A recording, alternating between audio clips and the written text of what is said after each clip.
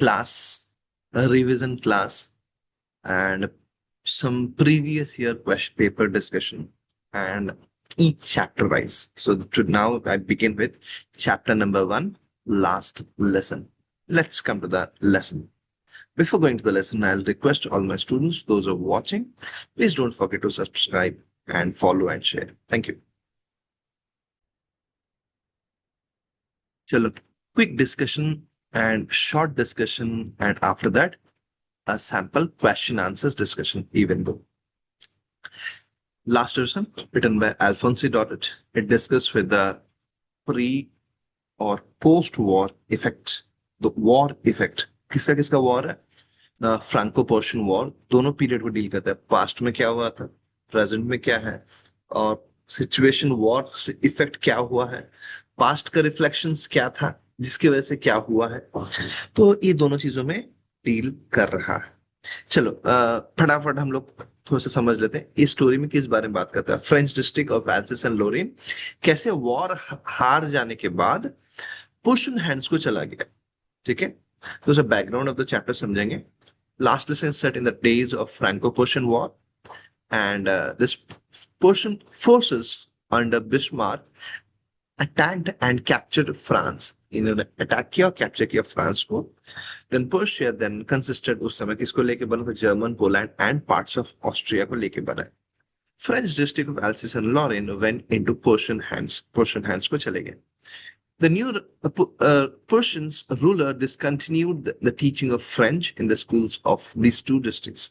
क्या हो गया? ये जो दो डिस्ट्रिक्ट को कैप्चर किए हैं उस जगहों में फ्रेंच की पढ़ाई नहीं होगी, और ये लोग जर्मन लोग कैप्चर किए तो जर्मन ही पढ़ाई होगी। French teachers were asked to leave, French teacher बोला गया तुम छोड़ के चले जाओ। और चलो हम लोग थोड़ा सा इस जगहों के बारे में समझते हैं, एंड हम लोग क्वेश्चन आंसर डिस्कशन पे आएंगे। चैप्टर समरी नहीं करूंगा, चैप्टर समरी वीडियोस अलग प्लेलिस्ट में है, आप लोग जाके देख लेना। मैं यहाँ पे थोड़ा सा चैप्टर का बैकग्राउंड एंड थोड़ा सा प्लेस के बारे में एंड देन कैरेक्टर्स के बारे में ये डिस्कस करके सीधा का सीधा चलूंगा मैं डिस्कस करने के लिए क्वेश्चंस कैसे आते हैं और इस चैप्टर से कैसे एक्सपेक्टेड क्वेश्चंस आ सकते हैं। चलो, रीजन ऑफ एल्सिस मीन्स कहाँ पे एल्सिस लोकेटेड है? Located north eastern France on the border with Germany. For several centuries, the region of Alsace has alternately been a German and a French territory. ये थोड़ा सा border area है, कभी German कभी French में होकर रहा है। Long period of French rule ended in 1871 after Franco Persian war. तो फ्रैंको पर्शियन वॉर के बाद ये हार गए, ये दो डिस्ट्रिक्ट चला गया उनके हाथ में। As the winner of the Franco-Prussian War, German annexed Alsace and joined the region of Lorraine, तो लोरेन को भी वो कैप्चर कर लिया। It is at this time the event of last lesson unfold. ये इसी समय लास्ट लेसन होता है या आता है। चलो हम लोग कैरेक्टर्स की तरफ जाते हैं, मैं डिस्कस नहीं करूंगा, कैरेक्टर्स की तरफ आते हैं। Franz, M Hamel, old Hauser, Wachter, M Hamel sister, class and school. Franz कौन है? नरेटर भी है, स्कूल स्टूडेंट भी है, और a sensitive honest boy who accept his fault of ignoring his lesson. एक स्टूडेंट है स्कूल का जो अपने सिंपलिसिटी की वजह से और थोड़ा सेंसिटिव होने की वजह से अपने पढ़ाई को ढंग से नहीं करता है। ऑनेस्ट बच्चा है लेकिन इग्नोरिंग द लेसन्स को इग्नोर कर रहा है। Next, French teacher M Hamel, sincere and strict teacher of the French language. Sincere है, स्ट्रिक्ट है, एंड विज पैशनेटली पैट्रियाटिक, वो बहुत पैट्रियाटिक है, देशभक्त है। He emerges as an epitome of an ideal teacher, वो एग्जाम्पल सेट कर रहा है एक आइडल टीचर होने का। नेक्स्ट, ओल्ड हॉसर, एक विलेजर है, एक बूढ़ा व्यक्ति जो विलेजर है, with children with M Hamel's classroom में आके बैठा है एम हैमल के और उस लास्ट लेसन। वॉचर एक कौन है? एक ब्लैक स्मिथ है। देन उसकी बहन एम हैमल की सिस्टर, क्लास जहाँ पे सारे विलेजर्स एंड बाकी लोग बैठे हैं। School, an elementary school in the district of Alsace in France. France के डिस्ट्रिक्ट में एल्सिस में एलिमेंट्री स्कूल है, वहां पे है। और क्या है, ये फ्रांस में है। उम्मीद करता हूँ बच्चों आप लोगों को यहाँ तक समझ में आया होगा। अगर आपको समरी समझना है, समरी देखना है, तो समरी भी है प्ले लिस्ट में, आप जाके वहां देख सकते हैं। क्वेश्चंस डिस्कशन करेंगे।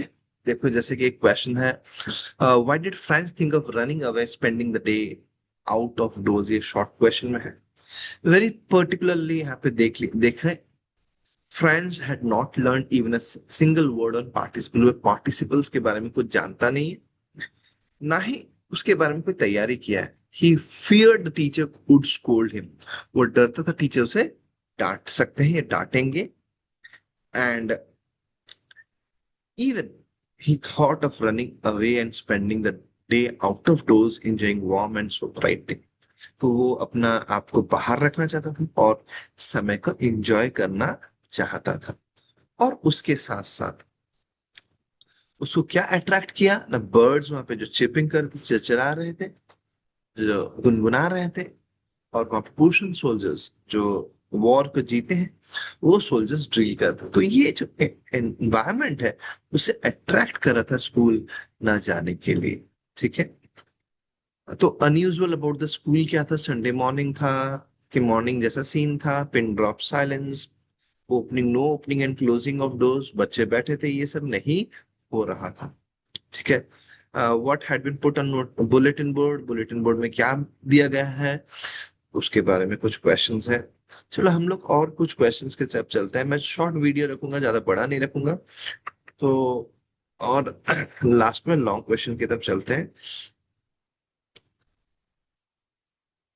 अगर आपको पीडीएफ चाहिए सर, हमको ये क्वेश्चंस आंसर की पीडीएफ दीजिए, तो मुझे जरूर लिखिए, कमेंट कीजिए, मैं जरूर आपको शेयर करूंगा। चलो यहाँ पे कैरेक्टर एम एम है, किस तरीके से क्वेश्चन एक ही चीज को राइट है, character sketch of M Hamel, या दूसरे तरीके से पूछा गया है, describe the feeling, emotions and behaviours of M Hamel on his last day in the school. इन दो तरीके से पूछा गया, सेम कैरेक्टर के बारे में ही है, लेकिन तरीका अलग अलग है। ठीक है। तो जब जिस तरह से, याद रखे बच्चों, जब सवाल जैसा पूछा जाए आंसर वैसा ही किया जाए, तरीका अलग अलग होगा लेकिन जवाब एक ही हो सकता है। ठीक है। यहाँ पे सिंपल पूछा गया, right sketch character sketch of MML, आपको सीधा एमएमएल के बारे में बोलना है, लेकिन यहाँ पे उसके इमोशंस पे, उसके फीलिंग्स पे, उसके बिहेवियर पे बात करना, किसके बारे में, एमएमएल। तो और किस दिन लास्ट डे इन स्कूल, तो वही इनडायरेक्टली घुमा फिरा के एमएमएल के बारे में ही बोलना है। तो देखिए, MML was a strict man of discipline, he was devoted teacher of French language. देखो और एक बच्चों ध्यान रखो, जब आप लॉन्ग आंसर्स लिखते हो तो शॉर्ट शॉर्ट सेंटेंस में लिखो, जैसे यहाँ पे लिखा गया है। बच्चों को मैंने देखा है लिखते समय बहुत ही लंबे लंबे सेंटेंस है, एक पैराग्राफ दो पैराग्राफ में, दो तीन सेंटेंस में खत्म। नहीं बेटा, नहीं बच्चों, ऐसा ना किया करें, तरीके से लिखें, फॉलो करें और ठीक तरीके से लिखें। ठीक है। He was very serious that his students should learn their lessons. He was a true facilitator, guide, and philosopher for his students. He was extra gentle and polite in his class.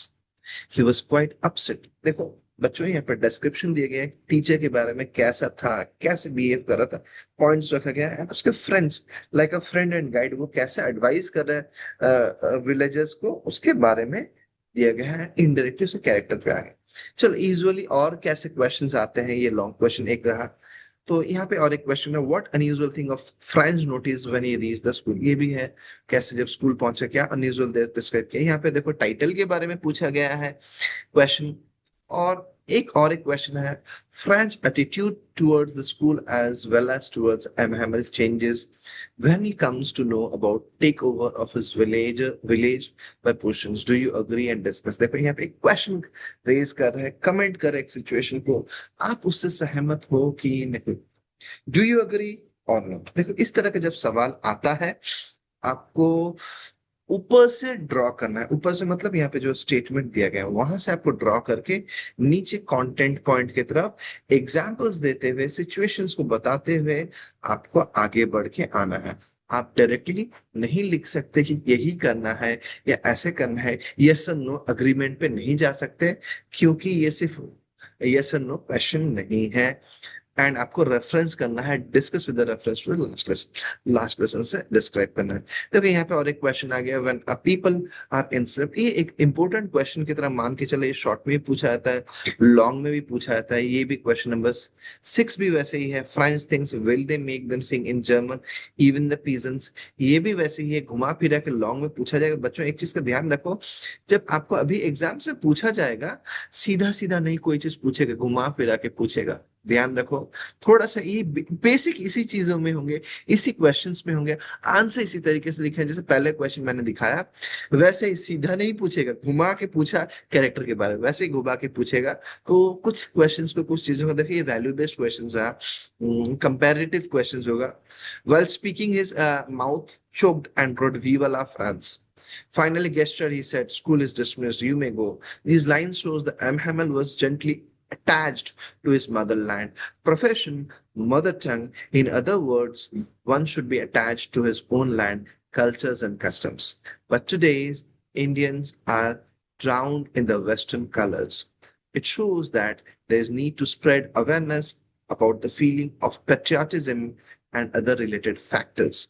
Write a paragraph in 100 to 120 words highlighting this issue. बच्चों देखो, जब इस तरह के answers लिख रहे हो तो आपको डायरेक्ट पैट्रियोटिज्म पे बात ही नहीं करना है, आपको इंडियन सिस्टम से बात ही नहीं करना, सिर्फ उसमें बात नहीं करना है, उसके साथ साथ आपको कनेक्ट कर रहा है इस चैप्टर से, आपको क्या समझ आया, इस चैप्टर से क्या मिला। तो राइटर या जो आपका इवेल्युएटर होगा, आपको जनरल अंडरस्टैंडिंग के साथ साथ आपको टेक्सचुअल अंडरस्टैंडिंग की भी समझ है कि नहीं।